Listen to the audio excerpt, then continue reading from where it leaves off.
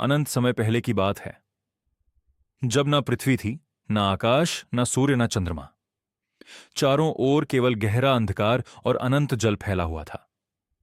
समय जैसे ठहर गया था। न किसी जीव का अस्तित्व था, न किसी देवता का। उस अथाह सागर के मध्य शेषनाग पर योग निद्रा में विराजमान थे विष्णु। उनके चारों ओर दिव्य प्रकाश था, लेकिन उस प्रकाश के बाहर केवल शून्य था। अचानक ब्रह्मांड में एक कंपन हुआ और भगवान विष्णु की नाभि से एक दिव्य कमल प्रकट हुआ। वह कमल धीरे धीरे विशाल होता गया। उसकी चमक से अंधकार मिटने लगा। फिर उस कमल के भीतर एक दिव्य बालक प्रकट हुआ।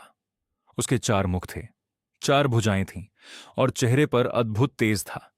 यही थे ब्रह्मा। जन्म लेते ही ब्रह्मा जी ने चारों ओर देखा। उन्हें ना कोई दिखाई दिया, ना कोई दिशा समझ आई। चारों तरफ केवल अनंत जल और सन्नाटा था। उन्होंने सोचा, मैं कौन हूं? मेरा जन्म क्यों हुआ है? उत्तर पाने के लिए वे उस कमल के नीचे गए। वे जानना चाहते थे कि उनका जन्म कहां से हुआ।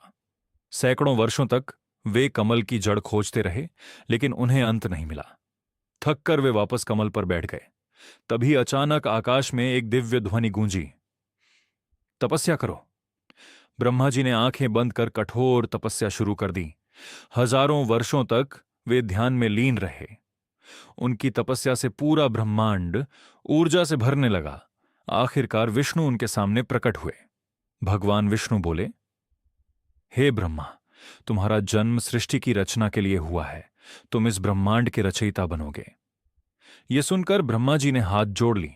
उन्होंने कहा, प्रभु, मैं अकेला इतनी विशाल सृष्टि कैसे बनाऊंगा? तब भगवान विष्णु ने उन्हें वेदों का ज्ञान दिया। चारों वेद ब्रह्मा जी के 4 मुखों में समा गए। अब उनके पास सृष्टि रचने की दिव्य शक्ति थी। इसके बाद ब्रह्मा जी ने सबसे पहले समय की रचना की। फिर दिन और रात बने। आकाश, पृथ्वी, जल, अग्नि और वायु प्रकट हुए।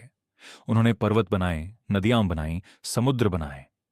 फिर पेड़ पौधे, पशु पक्षी और अनेक जीवों की उत्पत्ति हुई। लेकिन सृष्टि अभी अधूरी थी। तब ब्रह्मा जी ने अपने मन से 7 महान ऋषियों को उत्पन्न किया। मरीचि, अत्रि, अंगिरा, पुलस्त्य, पुलह, क्रतु और वशिष्ठ, इन्हें सप्तर्षि कहा गया। इन्होंने संसार में ज्ञान फैलाया। इसके बाद ब्रह्मा जी ने देवताओं और असुरों की रचना की। धीरे धीरे पूरा ब्रह्मांड जीवों से भर गया। लेकिन एक दिन ब्रह्मा जी के मन में अहंकार आ गया। उन्हें लगा कि वे ही सबसे महान हैं, क्योंकि उन्होंने पूरी सृष्टि बनाई है। उसी समय शिवा वहां प्रकट हुए। भगवान शिव ने कहा, हे ब्रह्मा, सृष्टि की रचना तुम्हारा कार्य है, लेकिन शक्ति का स्रोत तुम नहीं हो। ब्रह्मा जी यह बात स्वीकार नहीं कर पाए। तब भगवान शिव ने अपना विराट रूप धारण किया। उनका रूप इतना विशाल था कि उसका अंत दिखाई नहीं देता था। शिव जी बोले, यदि तुम मेरे इस रूप का अंत खोज लो, तो मैं मान लूंगा कि तुम सबसे महान हो। ब्रह्मा जी अपने हंस वाहन पर बैठकर ऊपर की ओर उड़ने लगे। वे हजारों वर्षों तक उड़ते रहे, लेकिन शिव के रूप का अंत नहीं मिला। थककर उन्होंने एक केतकी फूल से झूठी गवाही देने को कहा। फूल ने कहा कि ब्रह्मा जी ने शिव का अंत देख लिया है। लेकिन भगवान शिव सब समझ गए। वे क्रोधित हो उठे। उन्होंने कहा, हे ब्रह्मा, तुमने असत्य का सहारा लिया, इसलिए पृथ्वी पर तुम्हारी पूजा बहुत कम होगी। तभी से भगवान ब्रह्मा के मंदिर बहुत कम हैं। आज भी भारत में उनका सबसे प्रसिद्ध मंदिर ब्रह्मा टेम्पल पुष्कर में माना जाता है।